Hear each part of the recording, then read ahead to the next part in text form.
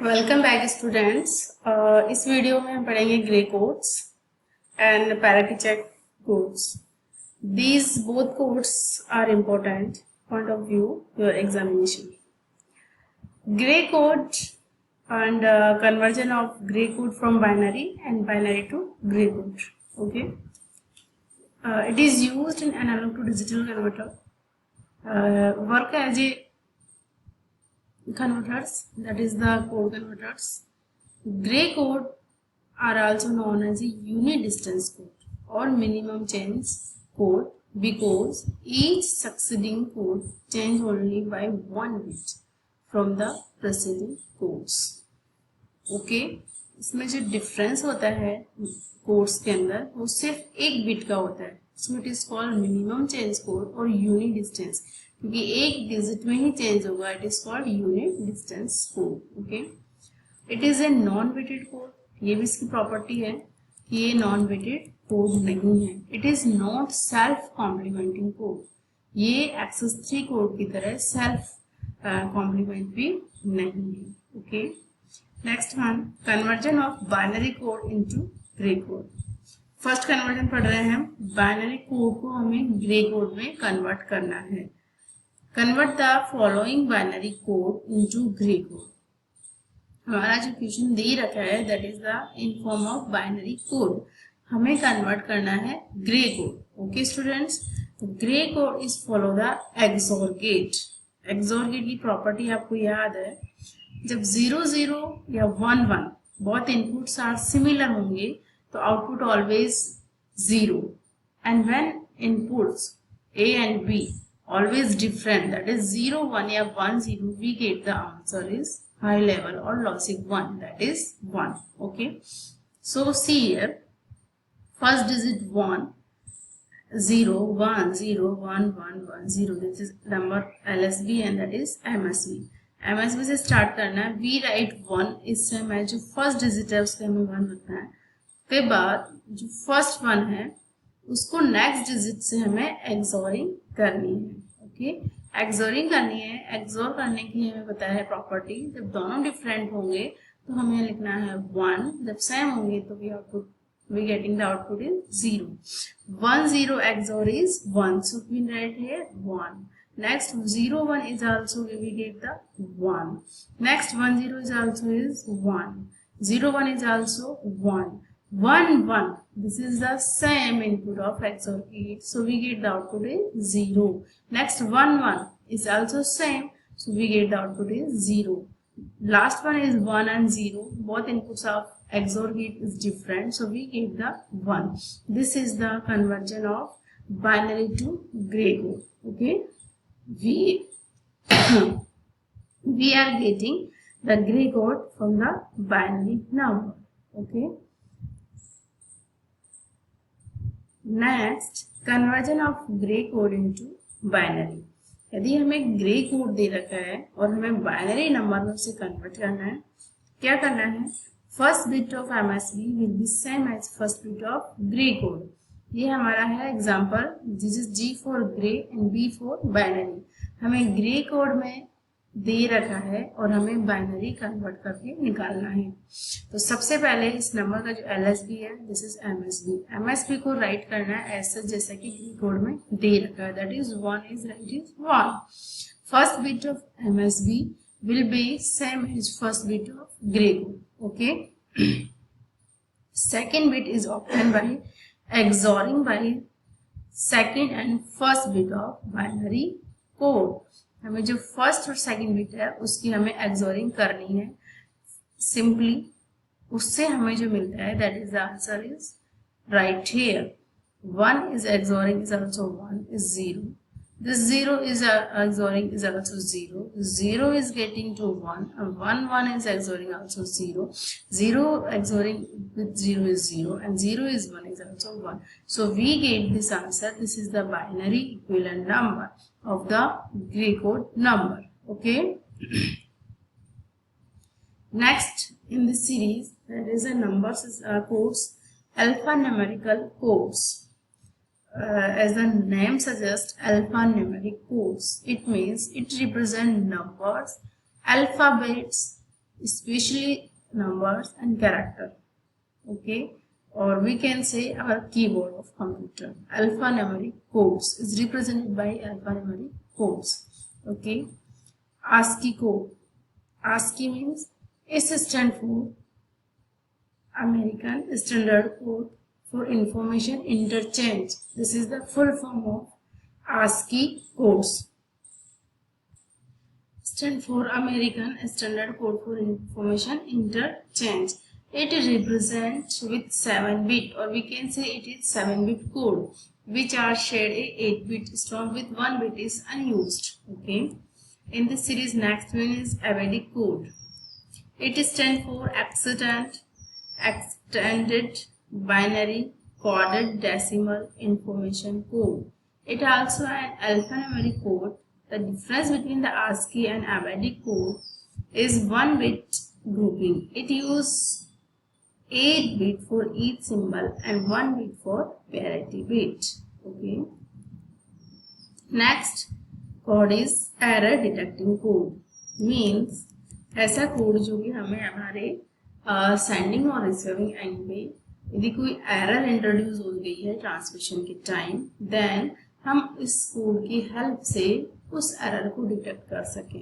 Error detecting code means find out any error if any present in our transmission, and we get the receiver side an error with this code.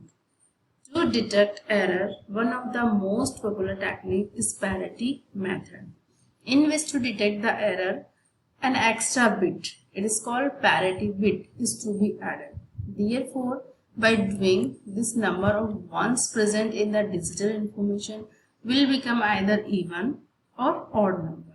Due to this reason, this method is divided into two categories. First one is even parity and second one is odd parity. क्या मतलब है? इसके अंदर हमें जो हम number भेज रहे हैं उसमें एक और बिट ऐड कर देते हैं, उस बिट को कहते हैं पैरिटी बिट. ओके, जैसे हमने बिट को ऐड किया, क्योंकि बाइनरी नंबर है तो वो 0 और 1 से बना हुआ है, तो number of zeros number of ones या तो इवन होंगे या फिर ओड होंगे.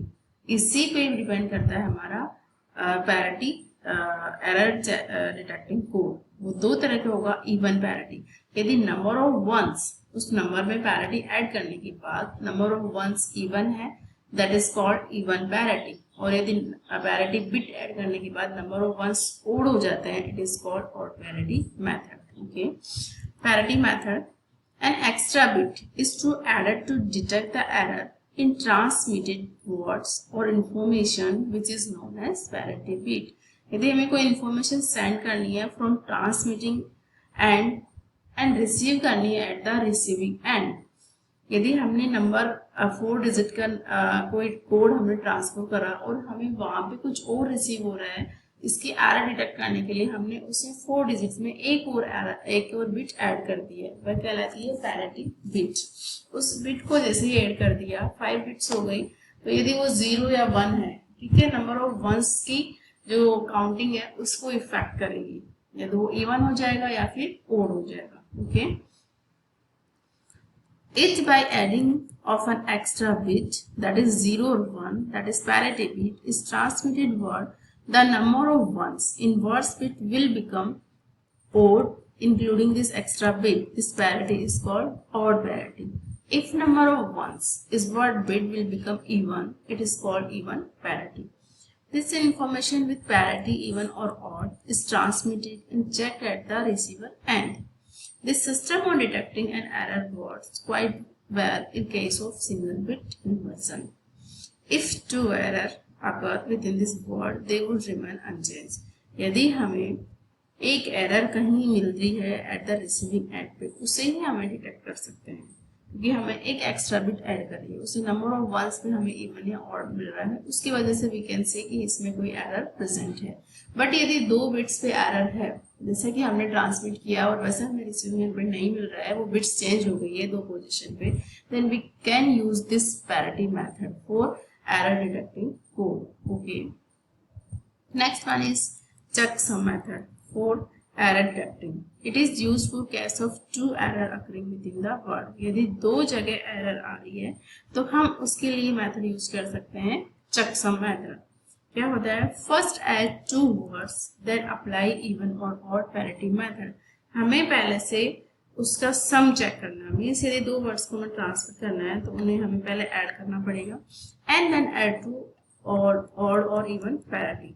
Okay, example 4, this is our number, we can want to transmit 10101010।